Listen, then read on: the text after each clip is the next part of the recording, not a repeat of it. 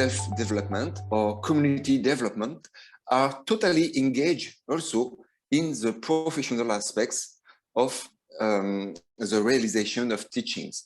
So my proposition is to unify the entire self, which is body, emotions, mental, and spiritual, unify the entire man, woman, between him, the others, and the nature, and combine this with its personal development, professional development, and community development. A special kind of pedagogy, I called it implicative, integrative, and intentional pedagogy. We are facing huge crisis in our world today. I think we need to build a new value system in education and in society. That is, we see the teaching of love. We see love, cooperation, interconnection, forgiveness, care, and so on, as the fundamental structures and principles of the whole universe. We see that the solar star, the solar system, works harmoniously because there are these internal mechanisms that regulates the so humble that we see all lives, all others as our teachers. The second is that we learn to be grateful. And we know India has a great tradition in developing a system of education for the whole world. That is, the global perspective has been already evolved even centuries back. And this concept has been evolved by or emancipated by Swami Isha, that is education for total consciousness. So he says everything present in the world outside is present within us, and the state of keeping them in harmony is the outcome of real education. So this education for total consciousness, that is, it's an attempt to regenerate education, integrating the external and internal knowledge. External knowledge is objective knowledge and internal knowledge is a subjective knowledge. So he has explained what is the science of I theory. That is, everything is created by the I particle, the basic unit of energy vibration. How this energy and vibration is balancing or it is being mixed up is everything explained well. And I and the universe are ultimately the same.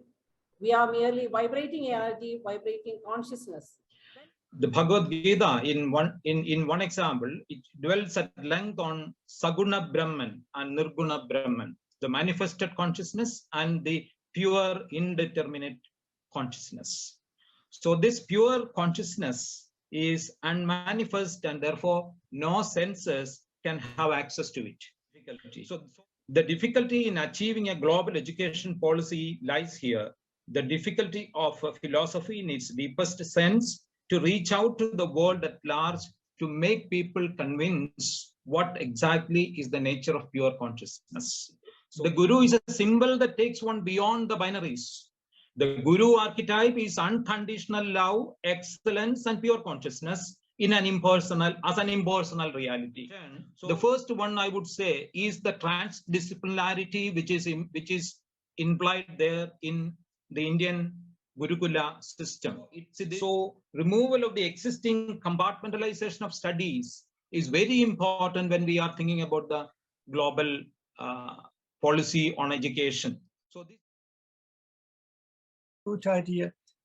Teaching can be seen in three different words because the words make the difference.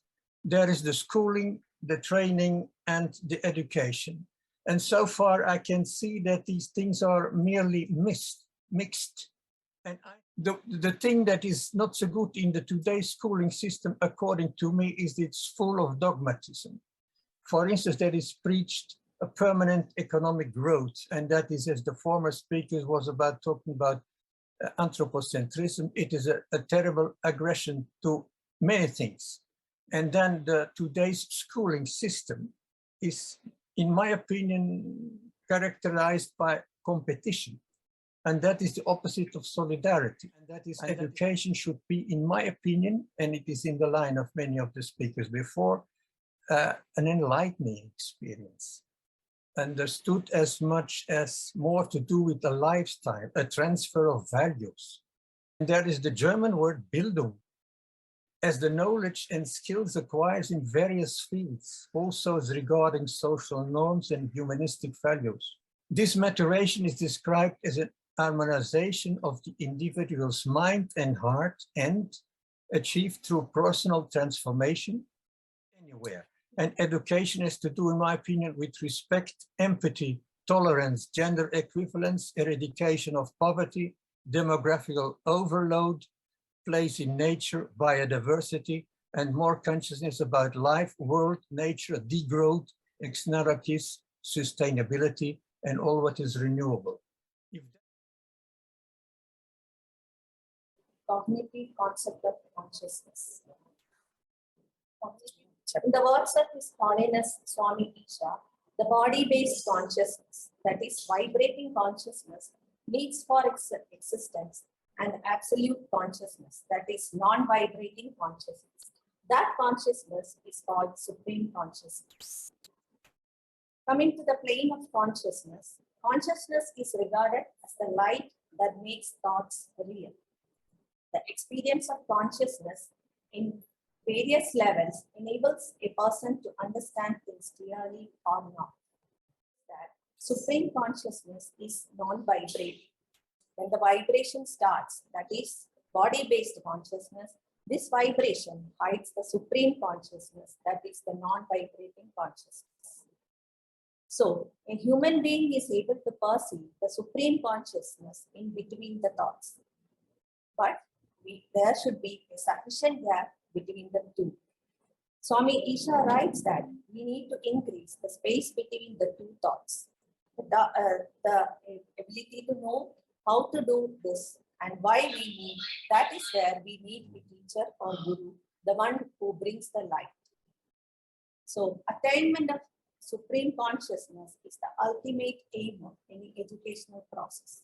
In the thoughts of Swamiji, the body-based consciousness, that is vibrating consciousness, needs for its and absolute consciousness, that is non-vibrating consciousness.